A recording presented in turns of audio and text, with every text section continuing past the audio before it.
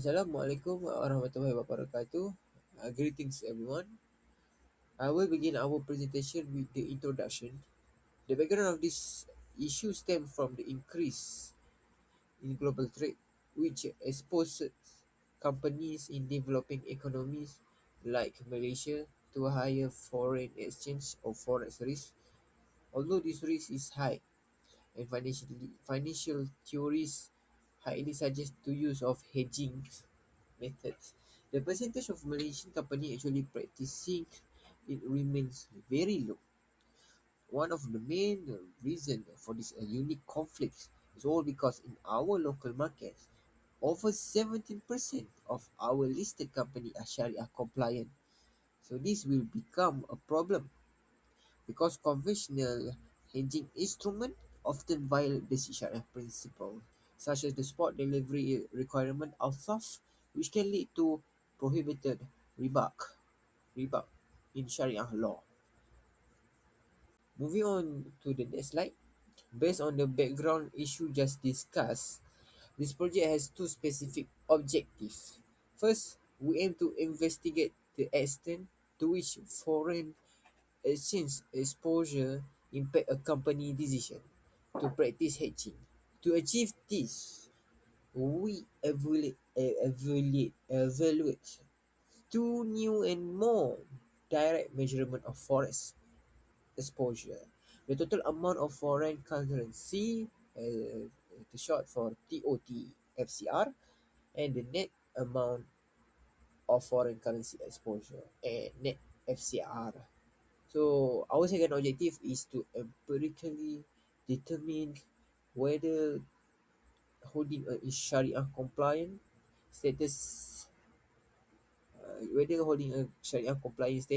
actually decrease a company tendency to adopt forex hedging instrument in their operation.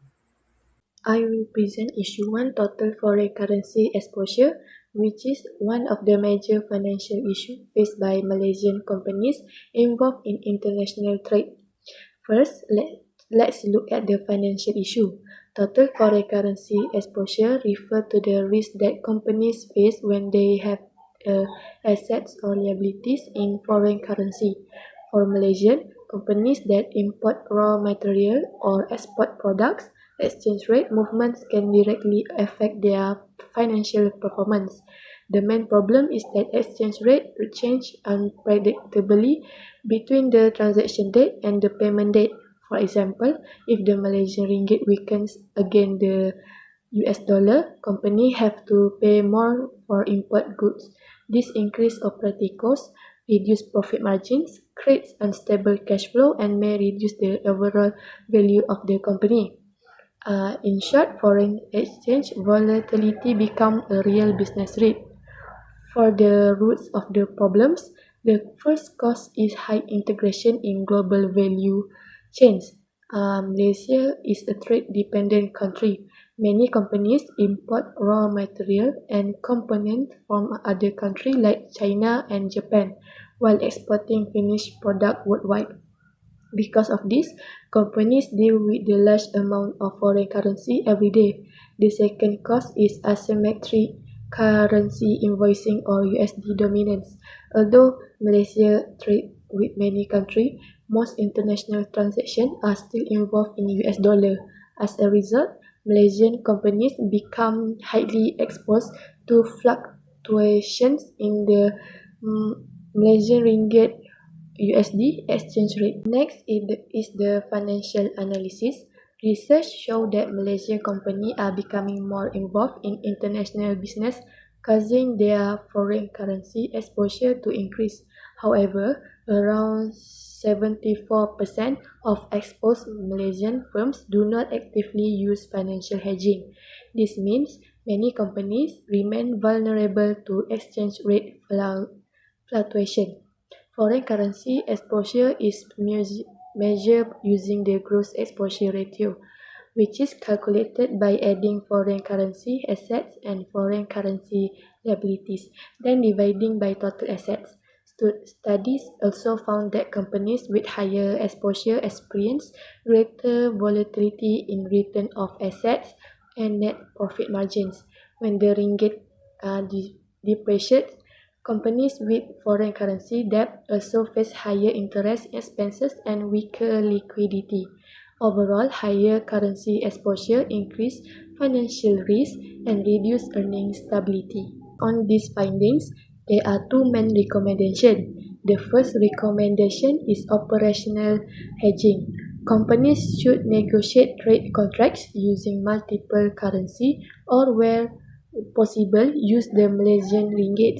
This help reduce foreign currency exposure from the beginning of the transaction. The second recommendation is financial hedging using derivative. Companies should use currency forward contract to look in future exchange rate. This allows business to predict future cash flow, protect profit margins, and reduce the impact of exchange rate fluctuation. Conclusion, total foreign currency exposure is a significant financial risk for Malaysian companies involved in international trade. Without proper risk management, exchange rate volatility can reduce profits, weaken cash flow, and affect company performance. Therefore, companies should combine operational hedging and financial hedging strategy to manage currency risk effectively and achieve long-term financial stability. Thank you. That's all from me. Second issue is forex risk exposure among Malaysian non-financial firms.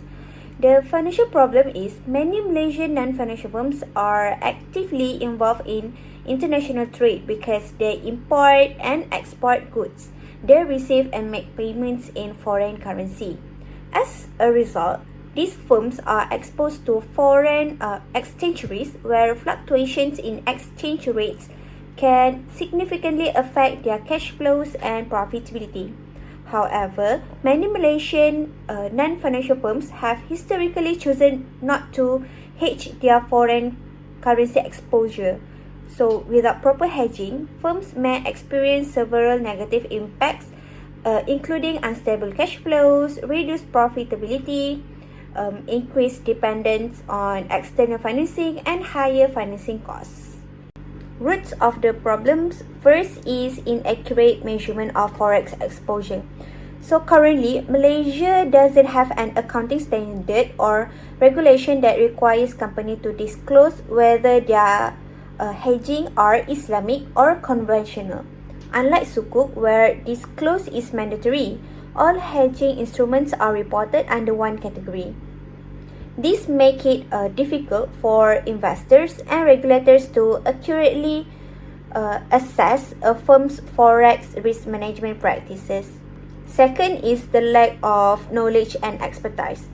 According to case study, many corporate clients have difficulty understanding Islamic hedging structures because they involve Arabic concepts such as wa'id and tawarruk. In addition, the documentation process is often more complex, which discourages firms from adopting Islamic hedging products. There are two financial analyses. First is binomial panel logistic regression to determine whether firms hedge or not. The result shows a positive effect where Sharia-compliant firms are approximately twice as likely to adopt forex hedging compared to conventional firms. However, there is also a negative effect. Although Sharia-compliant firms are more likely to hedge, the notional value of the derivatives they use relative to their total assets is smaller than that of conventional firms. This suggests that Sharia-compliant firms adopt a more cautious and conservative hedging strategy. Second is multinomial logistic regression to examine how many hedging instruments firms use. The findings shows that firms with higher foreign sales and greater forex exposure tend to use one or two hedging instruments. In addition, Sharia-compliant firms are more likely to use 1, 2, 3 instruments but not 4, suggesting they manage risk actively while avoiding overly complex strategies. Moving on to the discussion, the first issue is the credibility risk. If Sharia-compliant firms are actually using conventional hedging instruments without proper disclosure, it could weaken the credibility of the Islamic capital market. As a result, investors who rely on Sharia certification may unknowingly support firms that are involved in riba based on financial activities. The second issue relates to the 5% rule concern. Since companies are not required to disclose the type of derivatives they use, regulators cannot verify whether income generated from conventional derivatives exceeds the 5% Sharia screening threshold. This reduces transparency and may undermine the effectiveness of the entire Sharia screening process. Finally, here are our recommendations. First, regulators should require mandatory disclosure of whether hedging instruments used are Islamic or conventional. This will improve transparency and strengthen investor confidence. Second, Islamic banks should develop standardized contracts and documentation to reduce administrative complexity and encourage greater adoption of Islamic hedging products. Lastly, investors should actively request information about companies' hedging practices and the types of instruments they use before making investment decisions. Next, I will explain issue 3, Sharia compliance and foreign exchange risk management. Sharia compliance firms face challenges in managing foreign exchange risk because they cannot use all conventional hedging instruments. Some derivatives contain prohibited elements under Islamic principle, making risk management more challenging. The main cause is that Sharia-compliant firms operate in a global market and are exposed to exchange rate fluctuation, but they must ensure that the hedging methods comply with Islamic principle. First, conventional hedging instruments may contain riba, gara, mesir, and jahil, which is prohibited in Islam. Therefore, firms need Sharia-compliant alternative to manage foreign exchange risk. Second, Islamic hedging products are still limited and not fully standardized across countries. This results in fewer hedging options, different Sharia interpretation, and higher implementation costs. Based on the study of 170 Malaysian listed firms between 2010 and 2015, the result shows that firm size is the main factor influencing hedging decision. The study also found that firms with higher foreign sales and greater foreign currency exposure are more likely to use multiple hedging instruments. Interestingly, Sharia compliance firms are also more likely to hedge more than non-Sharia firms. This shows that they are able to manage foreign exchange risk while effectively remaining compliant with Islamic principles. The finding shows that Sharia compliance firms are not limited in managing foreign exchange risk. Instead, they are actively using Sharia compliant hedging instruments to protect their business while following Islamic principles. Therefore, financial institutions should continue developing more innovative and standardized Sharia-compliant hedging products. This will provide firms with more effective risk management options and help them remain financially stable and competitive in the global market. For summary of issues and performance, the findings show that foreign exchange exposure has a direct impact on firms' financial performance. Fluctuation in exchange rate can lead to unstable cash flow and reduced profitability. Firms with higher exposure tend to adopt hedging strategies to manage these risks. However, hedging practices among Malaysian companies remain inconsistent due to limited expertise and measurement issues. In addition, Sharia compliance status does not prevent firms from using hedging instruments. Overall, effective risk management enhance firms' resilience and financial performance. The implications of this study suggest that firms should improve the accuracy of identifying and measuring foreign exchange exposure. This is important for better financial decision making and improving cash flow stability. Hedging plays an important role in reducing exchange rate risk. The findings also indicate that Islamic financial principles can be effectively integrated with modern risk management practices. In terms of recommendation, firms should develop a more structured foreign exchange risk management framework. Internal expertise should also be strengthened to improve hedging decision. Continuous monitoring of exposure is essential for effective risk management. Firms are encouraged to increase the use of suitable hedging instruments. At the same time, financial institutions should expand the availability of Sharia compliant hedging products to support business needs in international markets.